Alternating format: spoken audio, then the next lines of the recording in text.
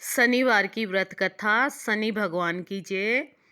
एक समय सूर्य, चंद्रमा, मंगल, बुध, बृहस्पति, शुक्र, शनि, राहु और केतु में झगड़ा हो गया कि हम में से बड़ा कौन है। जब आपस में कोई निश्चय नहीं हो सका तो सब देवराज इंद्र के पास गए और कहने लगे, आप सब देवताओं के राजा हैं, इसलिए आप हमारा न्याय करके बताएं कि हम 9 ग्रहों में से सबसे बड़ा कौन है। राजा इंद्र इनका प्रश्न सुनकर घबरा गए और कहने लगे, मुझ में सामर्थ्य नहीं है कि किसी को बड़ा या छोटा बताऊं। मैं अपने मुख से कुछ नहीं कह सकता। हाँ, एक उपाय हो सकता है। इस समय पृथ्वी पर राजा विक्रमादित्य बहुत बड़ा न्याय करता है, अतः आप सब जाकर उनसे फैसला करा ले। यह सुनकर सभी ग्रह देवता चलकर भूलोक में राजा विक्रमादित्य की सभा में आकर उपस्थित हुए और अपना प्रश्न राजा के सामने रखा।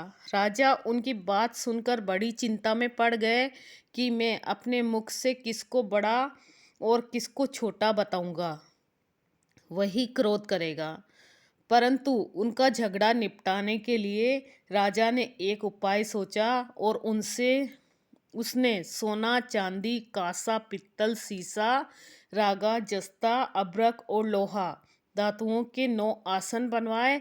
जब आसनों को क्रम से, जैसे सोना सबसे पहले और लोहा सबसे पीछे बिछाए, उसके पश्चात राजा ने सब ग्रहों से कहा कि आप सब अपने अपने आसनों पर बैठ जाएं।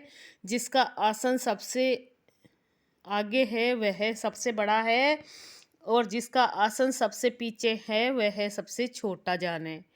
क्योंकि लोहा सबसे पीछे था और वह शनिदेव का आसन या था, इसलिए शनिदेव ने समझ लिया कि राजा ने मुझे सबसे छोटा बना दिया है।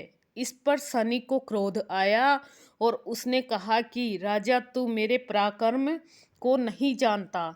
सूर्य एक राशि पर 1 महीना, चंद्रमा 2.25 दिन, मंगल 1.5 महीना, बृहस्पति 13 महीने, बुध और शुक्र 1 महीना, राहु और केतु दोनों उल्टे चलते हुए केवल 18 महीने रहते हैं। परंतु मैं एक राशि पर 2.5 और 7.5 साल तक रहता हूँ। बड़े बड़े देवताओं को भी मैंने भीषण दुख दिया है।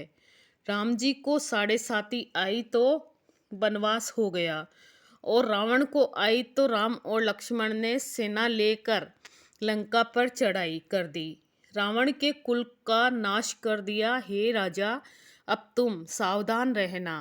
राजा कहने लगा, जो भाग्य में होगा देखा जाएगा। उसके बाद अन्य ग्रह तो प्रसन्नता के साथ चले गए, परंतु शनिदेव बड़े क्रोध के साथ वहां से सिधारे। कुछ समय के बाद में जब राजा को 7.5 की दशा आई तो शनिदेव घोड़ों का सौदागर बनकर अनेक सुंदर घोड़ों सहित राजा की राजधानी में आए। जब राजा ने सौदागर के आने की खबर सुनी तो अपने अश्वपाल को अच्छे अच्छे घोड़े खरीदने की आज्ञा दी। अश्वपाल अच्छे नस्ल के घोड़े देखकर और उनका मूल्य सुनकर चकित हो गया और तुरंत ही राजा को खबर दी। राजा उन घोड़ों को देखकर एक अच्छा सा घोड़ा चुनकर उस पर सवारी के लिए चढ़ा। राजा के पीठ पर चढ़ते ही घोड़ा जोर से भागा। घोड़ा बहुत दूर एक बड़े जंगल में जाकर राजा को छोड़कर अंतर्ध्यान हो गया। इसके बाद राजा अकेला जंगल में भटकता रहा।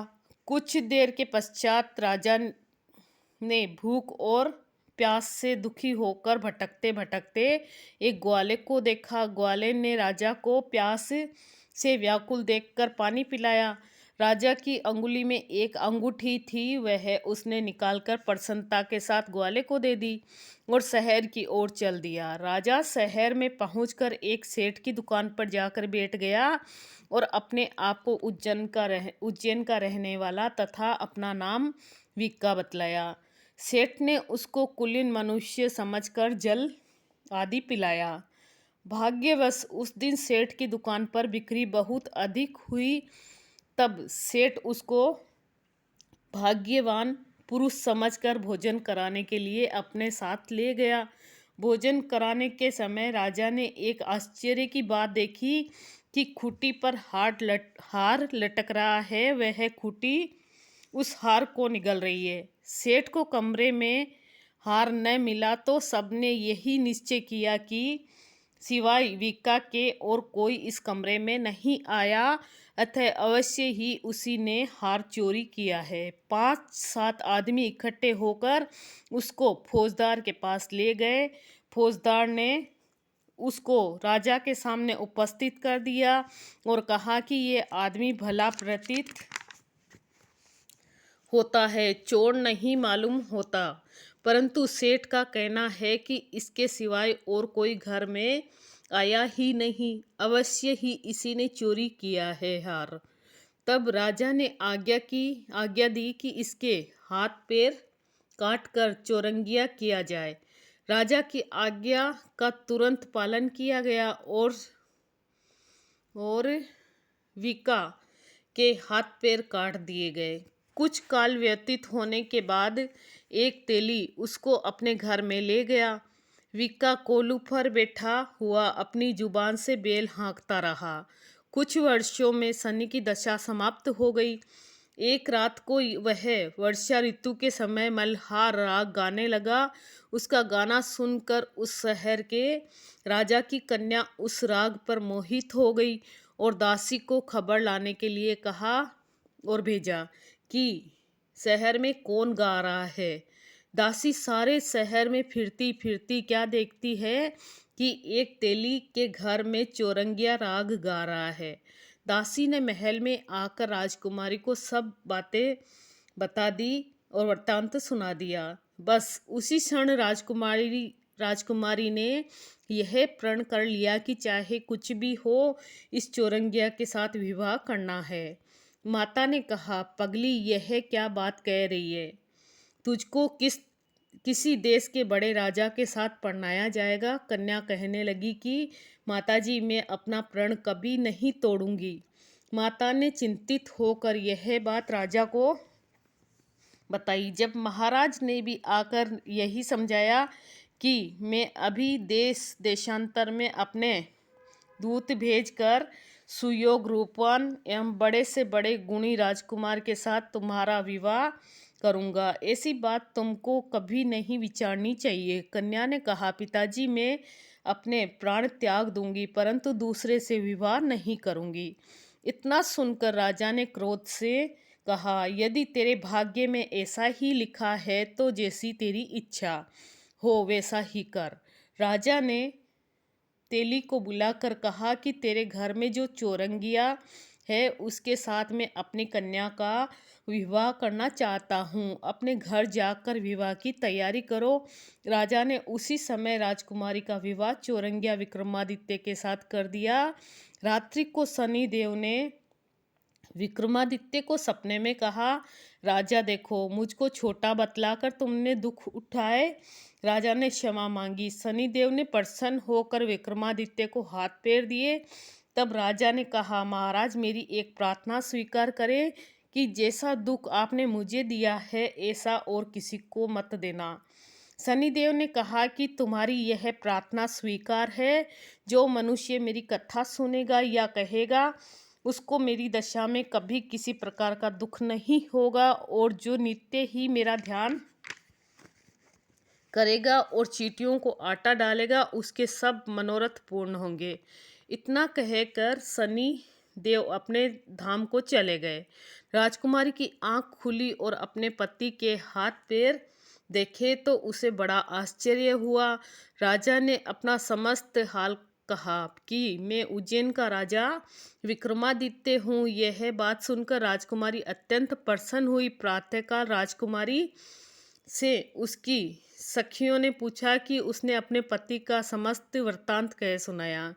सब ने प्रसन्नता प्रकट की और कहा कि ईश्वर ने आपकी मनोकामना पूरी कर दी।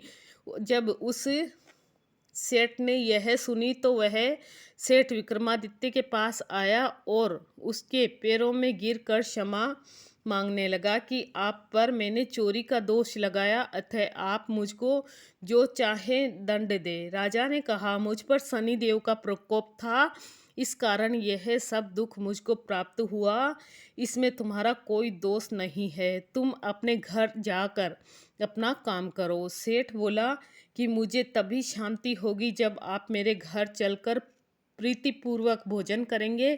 राजा ने कहा, जैसी आपकी मर्जी हो वैसा ही करें। सेठ ने अपने घर जाकर अनेक प्रकार के भोजन बनवाए और राजा विक्रमादित्य को प्रतिभोज दिया। जिस समय वे भोजन करा रहे थे कि एक अत्यंत आश्चर्य की बात सबको दिखाई दी। जो खूंटी पहले हार निगल रही थी वह अब हार उगल रही है। जब भोजन समाप्त हो गया तो सेठ ने हाथ जोड़कर बहुत सी मोहरें राजा को भेंट की और कहा कि मेरे श्री कंवरी नामक एक कन्या है, उसका परिग्रहण आप करें। इसके बाद सेठ ने अपनी कन्या का विवाह राजा के साथ कर दिया और बहुत सा दान दहेज आदि दिया। कुछ दिनों तक वहाँ निवास करने के पश्चात विक्रमादित्य ने शहर के राजा से कहा कि अब मेरी उज्जैन जाने की इच्छा है। राजा और सेठ से विदा लेकर राजकुमारी मन भाविनी सेठ की कन्या श्री कंवरी तथा दोनों जगह के दहेज में प्राप्त अनेक दास दासियां और पालकियों सहित विक्रमादित्य उज्जैन की तरफ चले। जब शहर के निकट पहुँचे तो पूर्ववासियों ने राजा के आने का संवाद सुना तो समस्त उज्जैन की प्रजा आगवानी के लिए आई। बड़ी प्रसन्नता से राजा अपने महल में पधारे। सारे शहर में बड़ा भारी महोत्सव मनाया गया और रात्रि को दीपमाला की गई। दूसरे दिन राजा ने शहर में यह सूचना कराई कि शनिश्चर देवता सब ग्रहों में सर्वप्रिय है और सबसे बड़े हैं। मैंने इनको छोटा बताया, इसी की वजह से मुझको ये दुख प्राप्त हुआ। सारे शहर में प्रत्येक शनिवार को शनिदेव की पूजा और कथा होने लगी और प्रजा अनेक प्रकार से सुखी रहने लगी और सुख भोगने लगी। शनिवार की व्रत कथा सुनाई मैंने। जय श्री कृष्ण।